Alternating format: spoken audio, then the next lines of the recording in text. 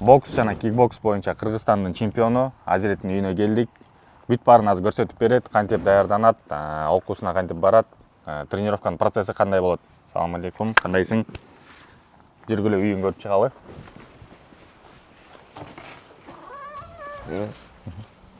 Вот кирип келсек эле сразу эле кубок, медальдардан башталат экен да. Бул жерде билбейм, санап деле бүтпөйт болушубуз керек. Канча төгүлгөн тер, канча деген эмгек, мээнеттердин баары турат. Бир сыйра айтып кетпейсиңби? Эмнелерден чыккансың? Кайсы вид спорта? Кайсылардан алган медаль, кубоктар? Биттен чыккан муайтай, ММА, кикбоксинг, бокс, UFC, бүт кулатуу бар да. Бул жемчужина окшойт, э? Жемчужинадан экен, чоң медаль. Ушул бир медальды алыш үчүн канча убакыт, канча тер коротосуң? Анан монча объемдун баарын алыш тоже. Анан бул эми кандай десем, кирип келгенде эле өзүңө дагы мотивация болуш үчүн окшойт, э? Ошон үчүн баардыгы көзгө көрүнүп турат экен, бул дипломдору. Анан эмени да байкадым, э? Поястар да бар экен. Аларды да бир сыйра бирөө экөөнү көрсөтүп бербейсиңби? Мен алыстан бирөөсүн тааныдым да. Бул ошону жакында эле болгон. Торловдун жемчужина экен. Бул жерде да биз спонсор болгонбуз. Бул поястын өткөндө международный экен да, баардык мамлекеттердин флагтары бар экен. ММАдан. Комбат самооборона.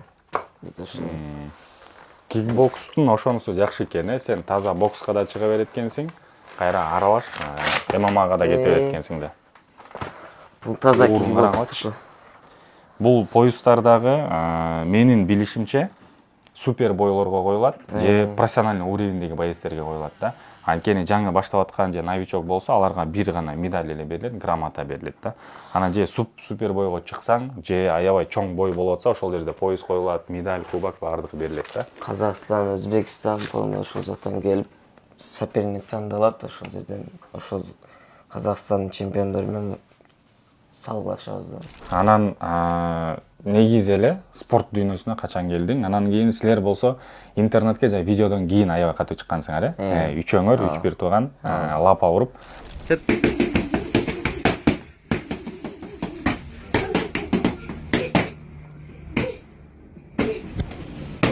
Ушул үйдөн тартылган, э? Баардыгы ушул жерде болду эле, же негизи эле жашаганда болот? Жок, анда Ошто болгон, өзгөндө, Прогресс айылында, өзүнүн биринчи үйүм ошол жакта болгон. Ошол жакта төрөлгөн. 3 жашында спортко кирген. Ошол видео тартылып атканда канча жашта элең? 3-4 жашымда. Агам менен, Элбурс агам менен өзүм лапа тагып, кичине коюп берип калганда, атам кирип келип көрүп калып, телефонду алып чык деп тартып калган, ошо менен интернетте популярный болуп кеткен. Жаңы үйрөнүп аткан кезиңер экен. Жакшы. Ушул жерден эле анда жашооң өтөт экен. Калдан Оштон бул жака көчүп келгенсиңер. Бүттүк жашоо. Бул жерде биз чай ичебиз. Ушул жерден тамактанышат экен, жаткан жерин. Эми бул жерде жөн эле уктайт экенсиң. Көбүнчө убакыт кайсы жерде өтөт? Көбүнчө убакыт залда өтөт биздики. Жүрөбүз анда залга. Зал үйдүн эле жанында. Үйдүн алдында. Эшикти ачып чыксаң эле залга кирип кетесиң. Бул жер раздевалкасы экен. Зал.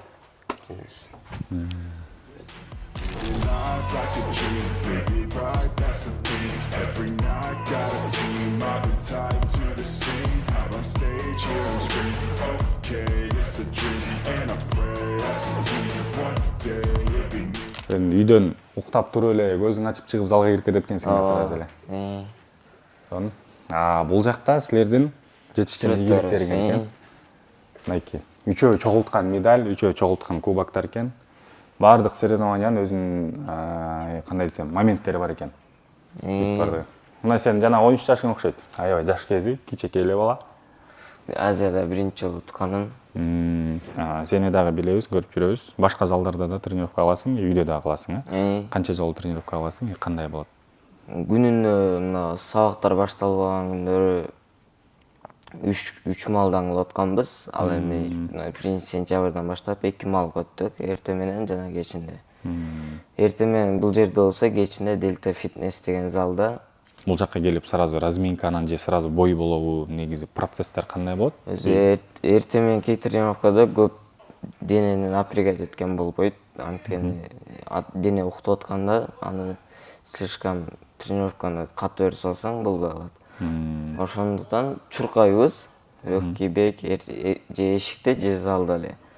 Чуркайбыз, анан келип разминка, груша иштейбиз же воздух. Ошо менен бүтөт. Бул эртең мененки тренировка. Легкий Анан физикалык кечинде бүт бардыгын толук кыласыңар. Ал жакта полноценный тренировка кетет. Сеники личный тренериң барбы? Же общий эле кыласыңбы? Мен личный тренерлерим көп болгон, көп фиттен кылдырышкан мени. Көп кылдырган мен Александр Воинов агайым, кикбокстан, жана бокстан тренерлери бар. Өзүм атам, главный тренер. Бирок ал главный тренер, Главный өзүңүн тренер, атаң ошол атам. бардык жакта сени алып чыгып жүрөт. Жана Негизги эле үйрөткөн ошол атаң болгон, э? Жана байкелерим. Ошо жана айтып атпайсыңбы, видеодон дагы көргөнбүз. Мындай ур, тигиндей ур деп да баардыгын айтып турат. Макой!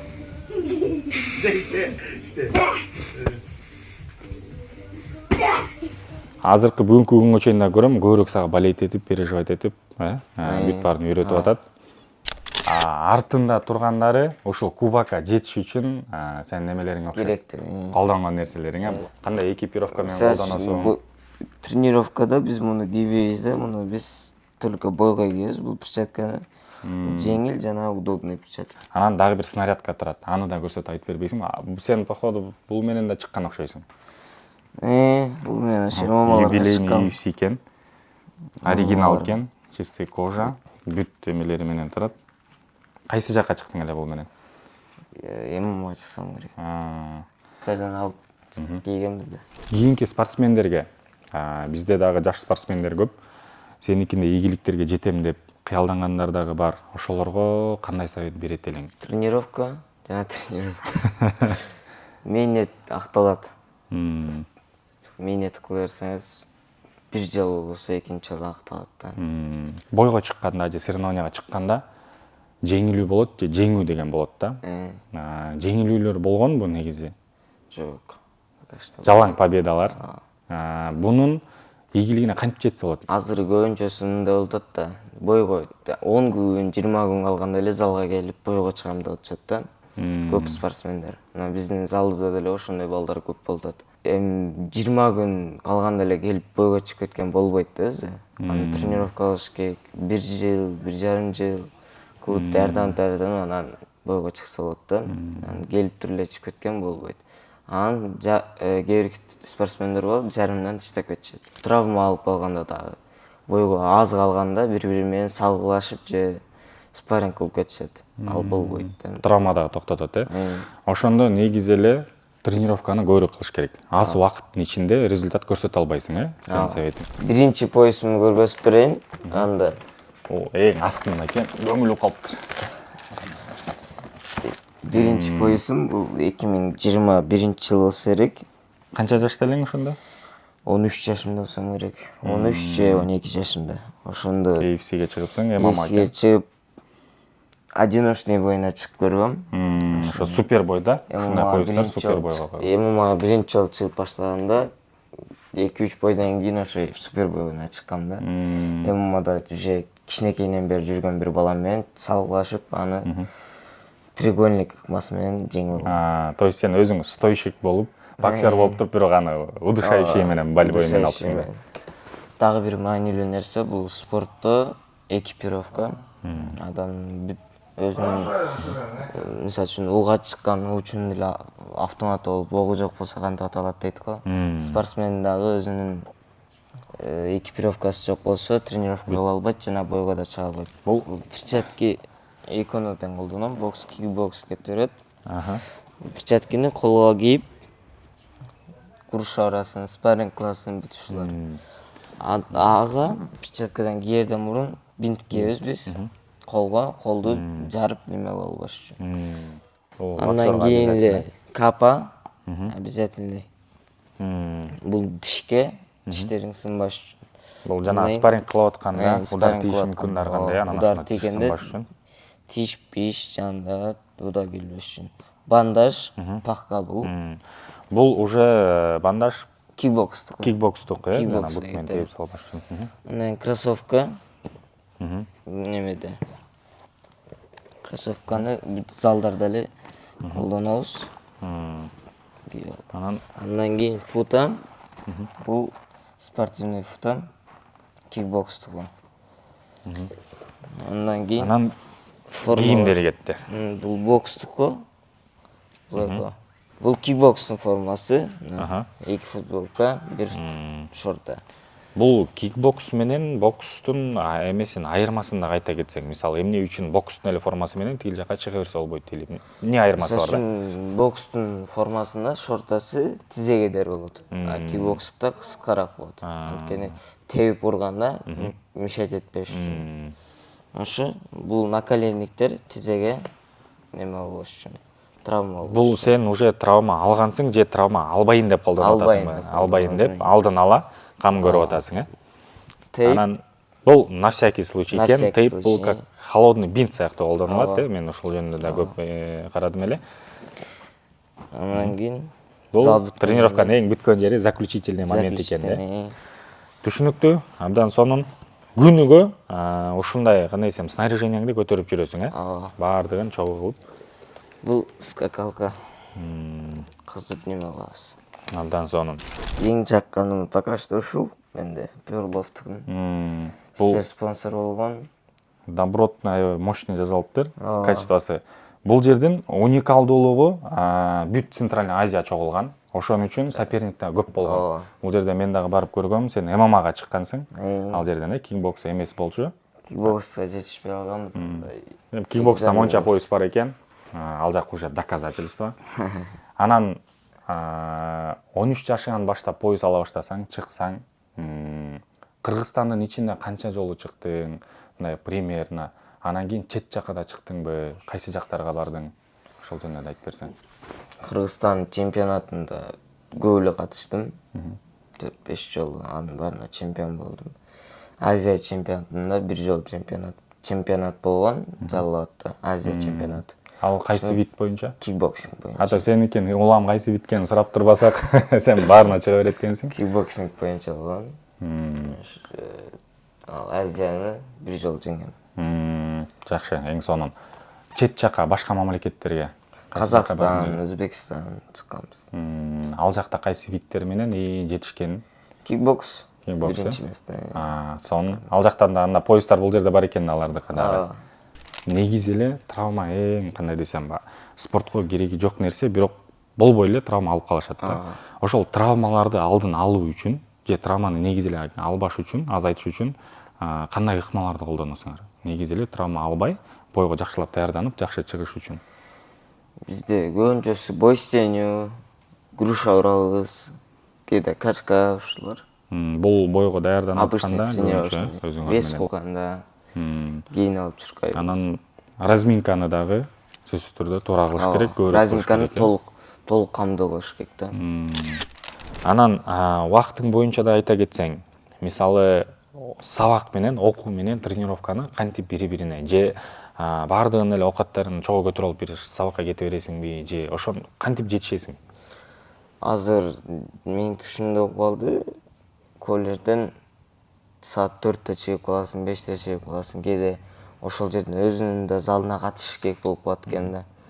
Ошого мен боксерский немелерди дагы экипировканы салып жүрдүм.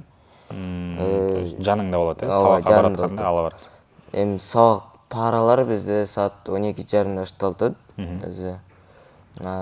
Бүтөөрү ошо 4-5терде бүтүп калат. Форманы жанында эле алып немелерде, колледжден ошол бойдон эле көтөрүп жүрө берет экенсиң анда. Түшүнүктүү. Анда кийинкисин сени уже сабактын дагы убактысы болуп калды окшойт. Сени ал жака жөнөтө берсек, анан кечинде сен тренировкаңды толук да көрсөтүп бересиң да. Кечки тренировкаңды. Ошол залдан жолугабыз анда.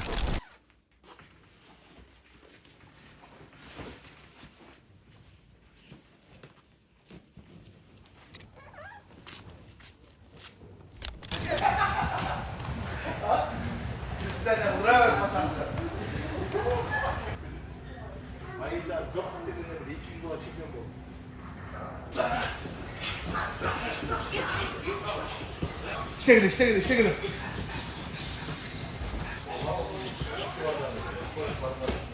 Отжимания, приседания, шла. Ой, Айкамал. Отжимания, приседания, право.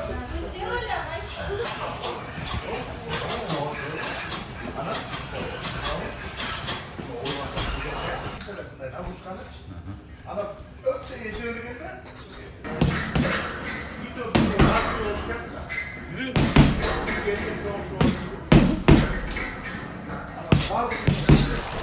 Вот тренировка самый мощный өтіп атат моментіндебіз. Анан сен бираз көрсөтүп берсең, кантип даярданасың, ар бир ударды кантип коесуң. Азыр сен лапак иштейт экенсиң. Көрөбүз, анда келик.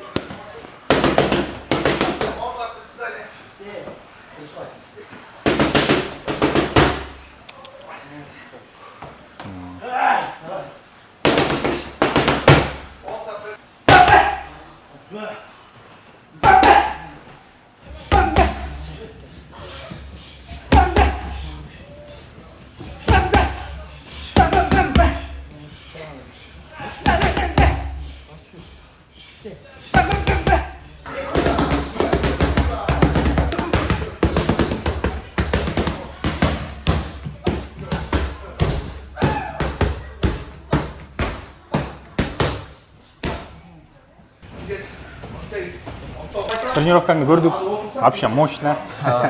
Санап жетишпей калдык го. Мынакей баштан баштап эле өзүмдүн бир тууган агаң, агайым да болуп бүт баарын үйрөтүп берет экен. Ушул жөнүндө да бир сире айтып кетсең, кантип ушундай деңгээлге жетсе болот?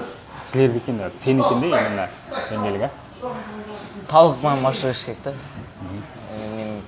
Көп жай үйүндө калып, зеригип, бүгүн барбай эле коеюн дейт. Аны зериксең да келип, чарчасаң да келип, кылып, машыгып, талыкмай мээнет кылып, катышып, күндө өжөр болуп. Силердин техникаңар өзгөчө болуп атат да. Анан ошол жөнүндө да айтып берсеңер, мисалы, бул техниканы деле азыр көрдүк.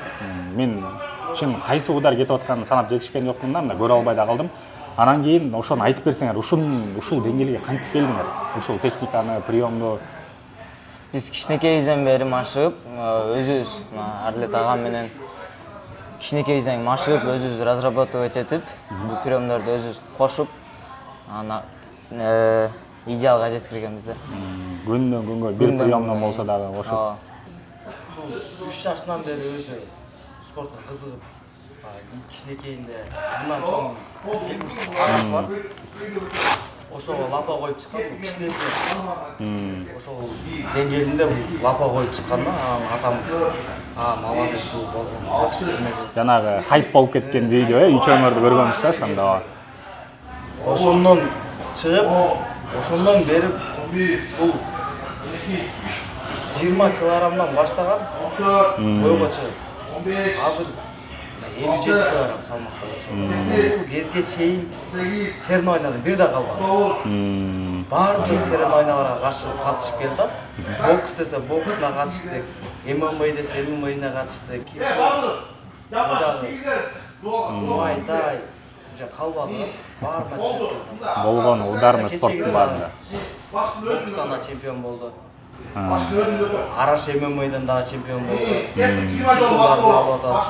Азыр өзүндө бир 8 титул бар. Ошо 3 жаштан бери талыкпай мээнет кылып келди. Бир күн да тренировкадан калбайт. Ошонун жыйынтыгы экен. Анан биздин көрүүчүлөр үчүн сенден бир жакшы совет болсун, сенден жакшы бир мотивация болсун. Кандай жакшы каалоолоруң бар көрүүчүлөр үчүн? Көчөдө достор менен жүрө бербей, досторду чакырып, мындай спорт залга келип, биз менен чогуу машыгып, өзүбүздүн ден соолугубузду жана ийгиликтерге жетип, максат коюп алдыга чемпион болом деп келип машыксаңыздар, эшик ачык. Келиңиздер, биз менен чогуу машыгыңыздар. Эми ушул видеодон кийин элдин баары сендей ургусу келип, сендей тренировка кылгысы келип калат деп ойлойм. Көрөрмандарыбызды күтөбүз, бизди колдоп тургула. Даярдаганга аракет жасап келиңиздер. Баарыңыздарды күтөбүз. Ошол мээнетиң актала берсин. Буюрса сенден дагы чоң дүйнөлүк эмелерди күтөбүз, жеңиштерди. Ийгилик. Сактап келди биздин ата